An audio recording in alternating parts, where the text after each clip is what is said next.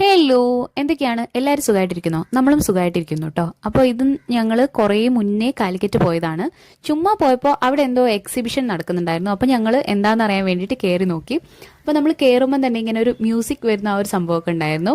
പിന്നെ കുറേ റോബോട്ടും കാര്യങ്ങളൊക്കെ അവിടെ ഉണ്ടായിരുന്നു. അപ്പോൾ ഞാൻ കയറുമ്പോൾ എനിക്ക് അറിയില്ലായിരുന്നു ഇങ്ങനത്തെ സംഭവങ്ങളൊക്കെ ഉണ്ട്.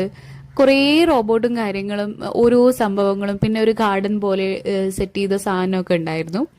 അപ്പോൾ കണ്ടപ്പോൾ ഭയങ്കര ഇൻട്രസ്റ്റിംഗ് ആയിട്ട് തോന്നി കേട്ടോ. നല്ല ഇഷ്ടമായി. ഇതൊക്കെ എന്താ പറയുക, ഞാൻ ഇന്നലെ ഇത് ഇങ്ങനെ എഡിറ്റ് ചെയ്യാൻ വേണ്ടി ഗാലറി നോക്കിയപ്പോൾ ഇത് കണ്ടപ്പോൾ എനിക്ക് ഭയങ്കര ഒരു സ്വീറ്റ് മെമ്മറി ആയിട്ട് ഫീൽ ചെയ്തു. കാരണം ഏട്ടനുള്ള ടൈമിൽ ഞങ്ങൾ പോയതായിരുന്നു. അപ്പോൾ അതൊക്കെ ഇപ്പം കാണുമ്പോൾ ഒരു എന്താ പറയുക, ഒരു സങ്കടമോ എന്തോ ഒരു എന്താ പറയുക, ബ്ലാങ്ക് ആയിട്ടുള്ള ഒരു അവസ്ഥ. അപ്പം പിന്നെ അവിടെ ഒരു വലിയ ഫിഷ് ടാങ്ക് ഉണ്ടായിരുന്നു കേട്ടോ. ഒരുപാട് ഫിഷ് ടാങ്ക് ഉണ്ടായിരുന്നു. കുറേ വലിയ വലിയ മീനുകളുള്ള ഒരു സംഭവമായിരുന്നു, അക്വേറിയം പോലെയുള്ളത്. അതിനെന്താ പറയാന്ന് എനിക്കറിയില്ല. ഞങ്ങൾ കുറേ കണ്ടിട്ടുണ്ടായിരുന്നു, കുറേ എക്സ്പ്ലോർ ചെയ്തു എന്ന് വേണമെങ്കിൽ പറയാം. അപ്പോൾ എസ്ലിന് നല്ലതായിട്ട് ഇഷ്ടമായി.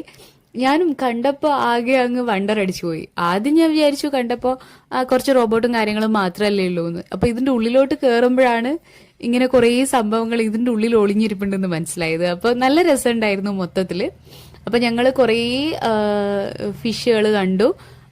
ഈ കളർ മത്സ്യങ്ങളും എന്തൊക്കെയാ പേരെന്നൊന്നും എനിക്ക് അത്ര അറിയില്ല കേട്ടോ.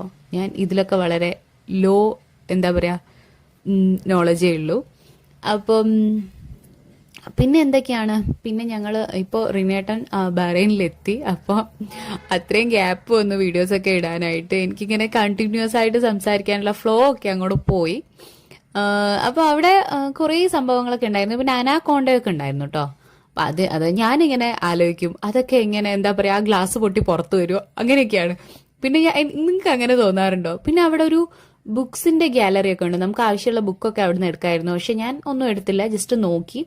പിന്നെ ഇങ്ങനെ എന്താ പറയുക, ഈ ചിപ്സും കാര്യങ്ങളൊക്കെ ഉണ്ടായിരുന്നു.